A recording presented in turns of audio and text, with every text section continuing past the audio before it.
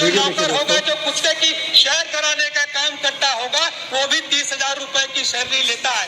माननीय मंत्री जी के घर जो कील ठोकने के लिए जो मजदूर जाता है, वो भी दैनिक दिहाड़ी कम से कम 1,000 रुपए लेने का काम करता है। और वह व्यक्ति जो देश के बच्चों का भविष्य बनाने का काम करता है, जो देश के गड्ढारों का निर्माण करने का काम करता है, सरकार उसको 10,000 रुपए में बदहाल जीवन जीने के लिए मजबूर करती है। क्या सरकार उनका मानदेय 10,000 से बढ़ा करके 40,000 करने पर विचार करेगी? नियमित करने की बात भी कही गई थी, लेकिन अब तो ये स्थिति हो गई माननीय सभापति महोदय, नियमित तो दूर, नए नए नियम प्रक्रिया बना करके उनको दरकिनार करने की कोशिश की जा रही है और इस तरह लगातार उनको परेशान किया जा रहा है। यदि शिक्षा में कि वर्तमान में शिक्षा मित्रों का जो मानदेय है वो 10,000 रुपए ही अभी इसमें चलता रहेगा। उस पे किसी भी तरह की संपत्ति या उसको बढ़ाने का भी विचार सरकार के समक्ष।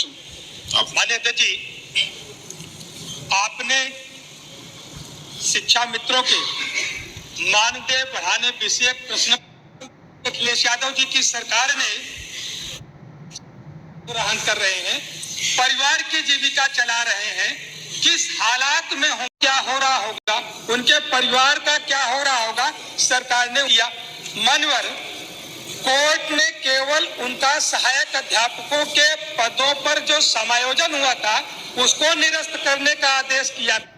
आगे देखिए दोस्तों, मेरा प्रश्न था कि क्या हम तो सेवा देते हुए 24 साल हो गया है, कितने शिक्षा मित्र रिटायर्ड हो चुके हैं, उनको 10,000 रुपए में शिक्षा मित्रों की तुलना कुत्ते से की जाएगी? आप तो यादव हैं, आप गाय पालने वाला कह देते, आप गाय का ग्वारिया कह देते, आप तो यादव हैं, गाय कह देते, आप गाय का ग्वारिया कह देते, आप कुत्ते की बात कर रहे हैं। ये तो शोभा नहीं। जबरदस्त घमासान दोस्तों शुरू हो चुका है।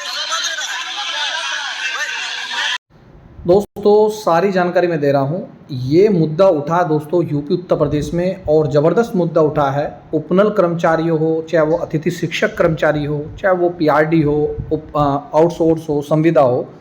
साफ बात यह है दोस्तों, एक तो सैलरी काफ़ी कम है, ऊपर से सैलरी तो कम है ही, और ऊपर से दोस्तों जो सैलरी मिलती है वो आपके पर मंथ नहीं मिलती, कई महीनों में, 3 महीनों में, 4 महीनों में एक बार सैलरी मिलती है। दूसरा एक सवाल था कि ऐसा भी सुनने में आ रहा है दोस्तों, मैं उत्तराखंड हाईकोर्ट बात कर रहा हूँ, उत्तराखंड उपनल कर्मचारियों की, जो 11 साल पुरानी नियमावली है फिर से जमा हो चुकी है। जी हाँ, पक्की नौकरी की जो उम्मीद कर रहे हैं उनके लिए ज़बरदस्त ये दोस्तों रहने वाली न्यूज़ है।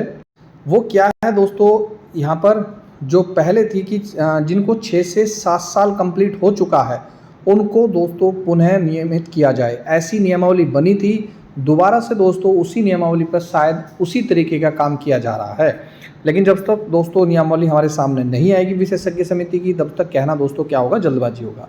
इधर दोस्तों मैंने आपको बताया था उपनल कर्मियों के विनियमितीकरण के लिए सरकार को 4 सप्ताह का समय दिया था।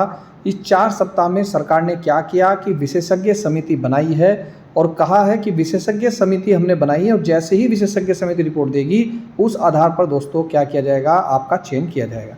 लेकिन मैं दोस्तों आपको ये भी बता दूं, हाई कोर्ट के आदेश पर वर्ष 2013 की जो नियमावली है उसी पर दोस्तों क्या हो रहा है दोस्तों, काम किया जा रहा है। जी हाँ, मैंने आपको दोस्तों एक दिखाया था, ये देखिए स्क्रीन पर, उपनल कर्मचारी और आशाओं का मानदेय बढ़ा। ये पुराना जरूर है, लेकिन इसमें दोस्तों जो कमेटी गठित हुई थी जिसमें दोस्तों आशा कार्यकर्ताओं का मानदेय 6500 रुपये किया गया था, ग्राम प्रधानों का 3500 रुपये किया गया था, कुछ याद आया आपको। और वहीं दोस्तों 1 साल से 10 वर्ष की सेवा करने वाले उपनल कर्मचारी को 2,000 रुपये प्रति माह और 10 वर्ष से अधिक सेवा करने वाले को दोस्तों 3,000 रुपये प्रति माह देने का वादा किया था। लेकिन मैं आपको कुछ और याद दिलाना चाहता हूं दोस्तों, वो ये है, कैबिनेट ने वित्त विभाग को उपनल कर्मियों का मानदेय प्रतिवर्ष बढ़ाने के लिए एक व्यवस्था बनाने के निर्देश दिए थे, जो आज तक दोस्तों वो नहीं हुआ। इसके अलावा दोस्तों समान कार्य के लिए समान वेतन के लिए लगातार दोस्तों उपनल कर्मचारी हो चाहे आउटसोर्स कर्मचारी हो, लगातार सरकार पर दबाव बना रहे हैं, पर दोस्तों कान पर जूं तक नहीं रेंगती सरकार के किसकी, कि समान कार्य के लिए समान वेतन होना चाहिए। विशेषज्ञ समिति की रिपोर्ट कब आएगी, उसमें क्या होगा क्या नहीं होगा वो अलग बात है, लेकिन तब तक के लिए दोस्तों समान कार्य के लिए समान वेतन होना चाहिए, जो नहीं हुआ है। इधर दोस्तों सरकार कह रही है कि उपनल कर्मियों के नियमितीकरण में आरक्षण का पेंच फंस चुका है। जी हाँ, 20,000 से अधिक कर्मचारियों से जुड़ा है मामला। अरे भैया, साफ बात यह है कि 2021 से जिन कर्मचारियों को विभिन्न विभागों में तैनाती दी गई उसमें दोस्तों आरक्षण लगा ही नहीं। और खेल क्या है, जैसे किसी डिपार्टमेंट में कोई पोस्ट खाली है, मैं आपको बता दूं, शायद आपको ना पता, सपोज कीजिए कोई पोस्ट खाली है, वो चाहे जनरल की हो, चाहे एससी की हो, चाहे एसटी की हो, अब उस पर कोई बंदा आ जाता है तो वो भर गई सीट। लेकिन जैसे ही वो बंदा रिटायर होता है, अगर वो जनरल सीट पर आया है तो नेक्स्ट वो जो सीट हो जाती है वो दोस्तों ओबीसी की हो जाती है।